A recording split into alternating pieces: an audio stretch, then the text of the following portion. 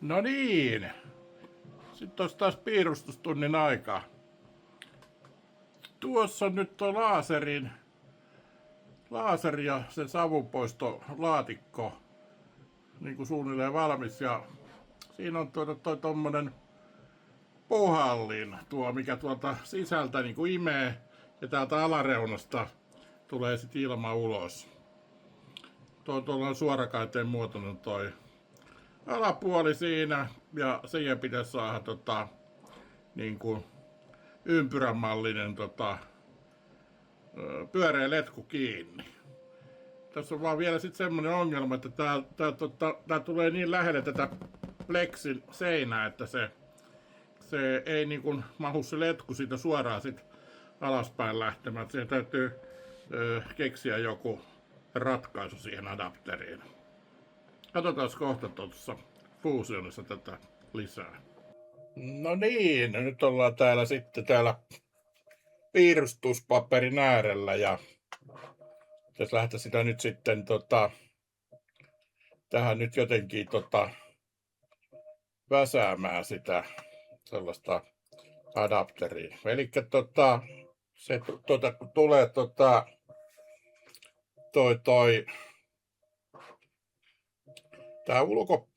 tää kotelon puoli tulee laitetaan tähän nyt alkuun jo mittoja, että mä unohdan niitä.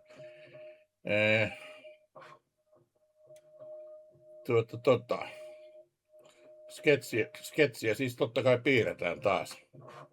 Niin se oli toisinpäin, se oli pystysuunnassa 35 ja noin päin se on, jos mun pitää luntata tuosta työntömitasta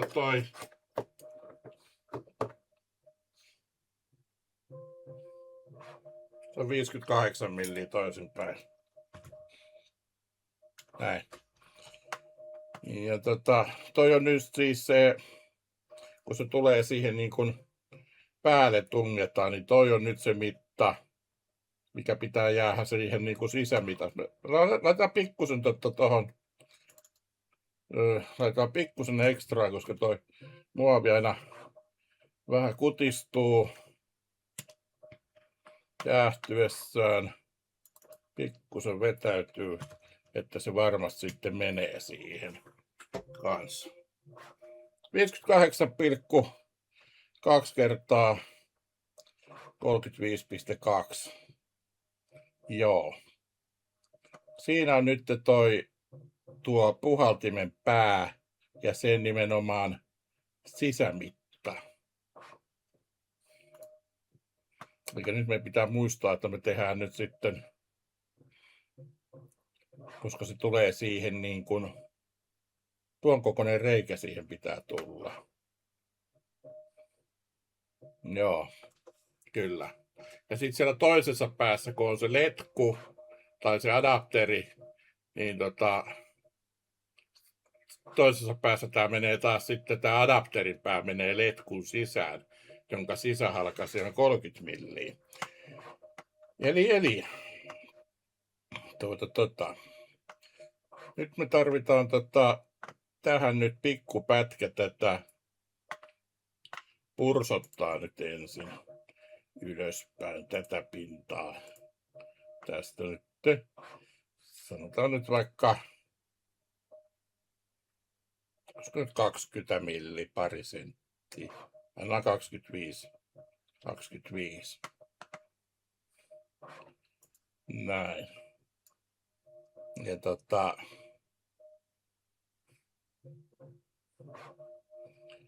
joo. Tuossa nyt se niinku se, mitä nyt miettiä nämä mitat oikein. Sitten kun siihen tulee se letku, niin se letku ei voi lähteä sitten niinku suoraan tuosta ylöspäin, koska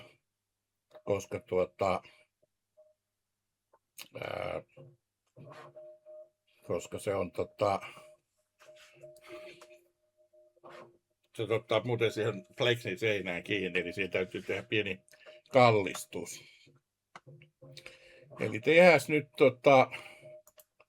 tehdään plane at angle. Tehdään tuohon. Tehdään nyt sitten, olisiko 10 asteen kallistus. Kyllähän se riittää periaatteessa.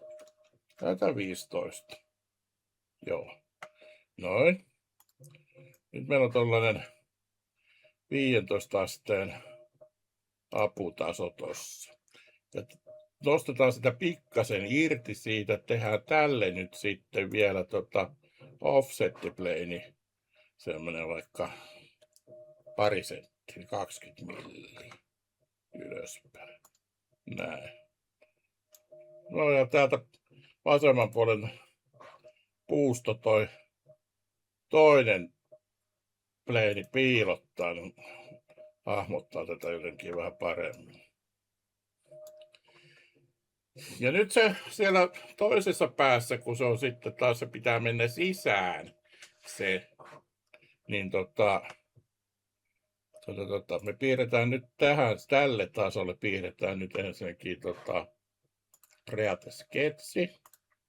Piirretään tälle tasolle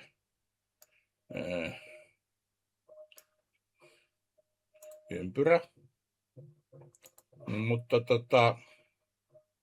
nyt sitä ympyrää ei voikaan piirtää sen 30 millin mukaan, koska me tullaan tää loftaamaan ontoksi ja nimenomaan sitä materiaalia kasvatetaan ulospäin. Niin jos siihen tehdään 2 millin seinämällä tää, niin tää olisi silloin 30 miinus. Ei, 2, kun 30 miinus 4 tietenkin. Koska se on se tulee molemmille puolille rangasta tulee toi. Se kasvaa joka suuntaan sen 2 milliä, niin silloin sitten tulee se 30. Koska tässäkin tapahtuu sitä kutistumista, niin pannaan tääkin 30,2 plus 4. Sitten se olisi noin. Finish sketch. Se olisi siinä. Näyttäisikö se nyt hyvältä siinä?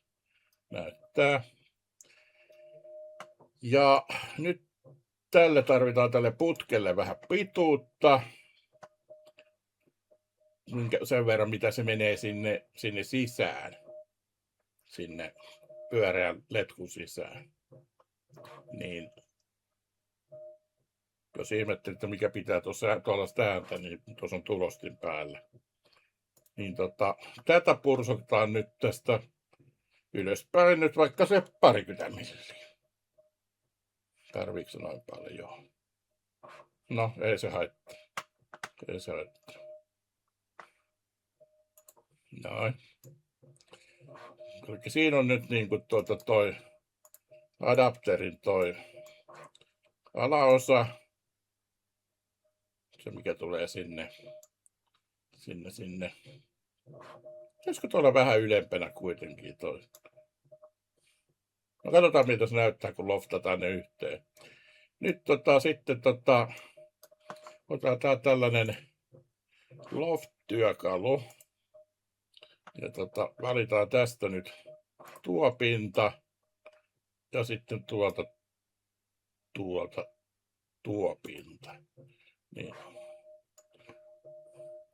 Niin nyt se, se kun painetaan tuolta OK:ta, niin nyt se lofti teki tuohon tollasen. Tommosen noin.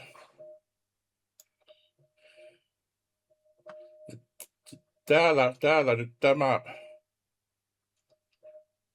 tämähän nyt on siis tosiaan semmoinen homma, että tuolla on tuo mitta ja tuo pitää pysyä, se ei saa muuttua. Se ei saa muuttua, eli 2 millin seinämästä oli puhe, niin nyt tehdään Onko toi vähän turhan korkea toi kuitenkin? Mä voisin periaatteessa... Olisiko toi on loftattu. Tuolla on toi. Nyt täällä katsotte tätä vasenta alakulmaa täällä. Täällä on tätä aikajana. Niin